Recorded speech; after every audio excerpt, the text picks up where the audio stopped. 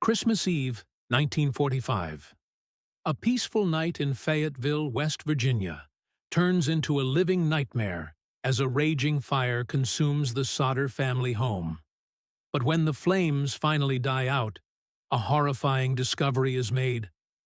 Or rather, a lack of one. 5 of the 10 Sodder children are gone, vanished, without a trace, and their story only grows stranger from there. Did the Sodder children perish in the fire, their bodies incinerated beyond recognition?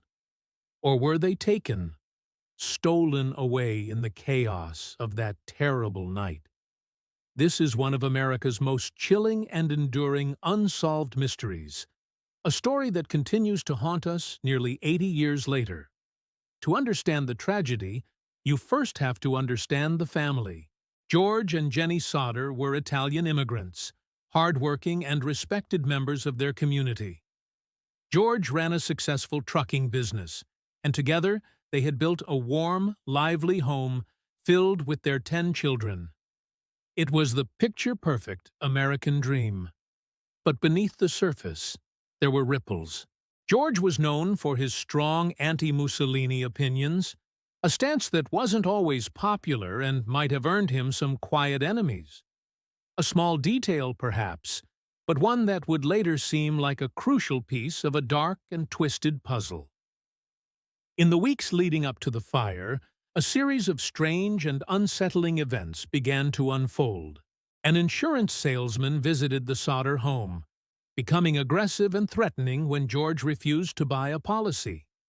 He warned George that his house would go up in smoke and his children would be destroyed, all because of his dirty remarks about Mussolini. Then, another strange man was seen parked across the street, intently watching the younger Sodder children as they walked home from school.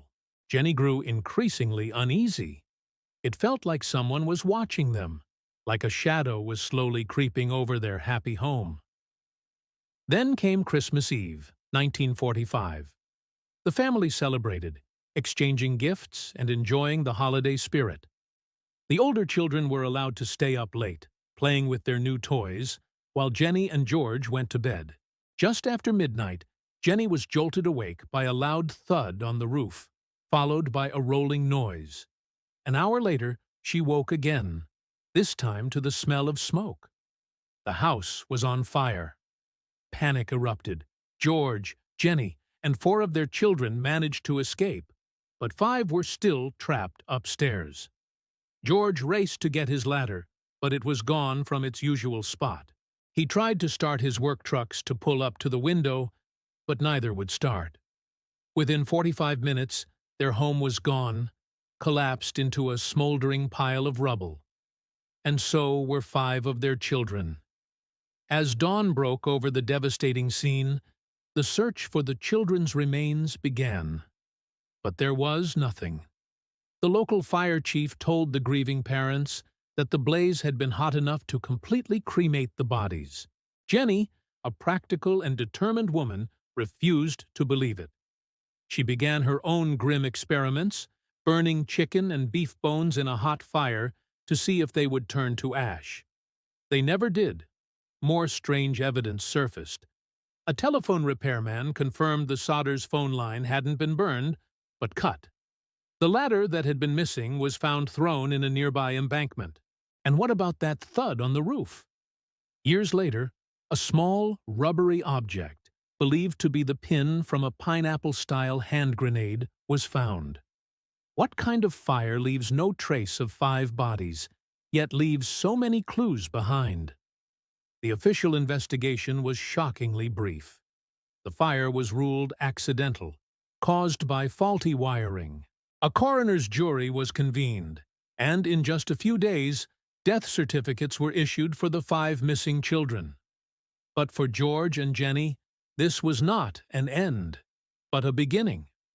Refusing to accept the official story, they launched their own investigation. They hired private detectives.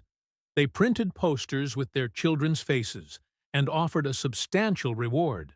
They traveled across the country, chasing down every lead, no matter how desperate or far-fetched. The more they searched, the stranger the story got. The leads were tantalizing and heartbreaking. A woman claimed she saw the children peering from a passing car while the fire was still raging. A waitress at a hotel about 50 miles away reported seeing the children the next morning. She said they were with 2 men and 2 women of Italian extraction and seemed to be part of a tense, secretive group. Then, more than 20 years after the fire, in 1968, Jenny received a letter. Inside was a photograph of a young man in his late 20s who bore a striking resemblance to her son Louis, who would have been about that age.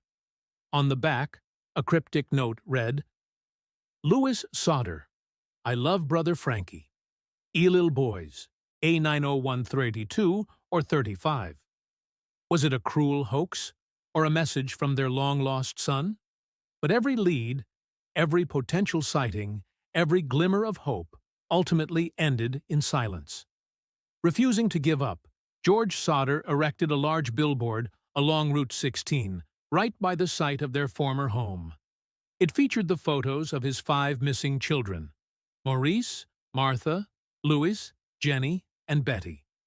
It told their story and offered a reward for information.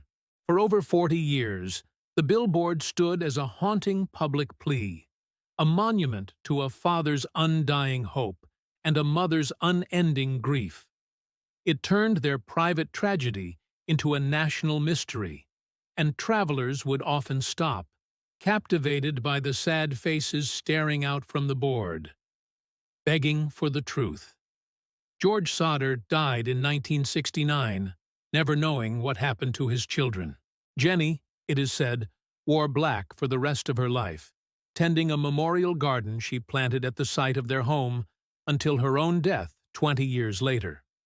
The surviving Sodder children and their descendants have continued the search, keeping the case alive through interviews and modern inquiries. But despite decades of searching, despite new forensic theories, no real physical proof has ever been found. No bones, no bodies, no definitive answers, only questions. So what really happened on that Christmas Eve? Maybe they did die in that terrible fire, a freak accident that left no trace, or maybe they were taken, victims of a sinister plot for revenge or something even darker. All we know for certain is that 5 children vanished into the smoke and shadows of that cold December night. And the truth, it seems, burned with them. The case of the Sodder children remains officially and agonizingly unsolved. If you enjoy uncovering the truth behind real-life mysteries like this one, make sure to subscribe and hit that notification bell. Thanks for watching.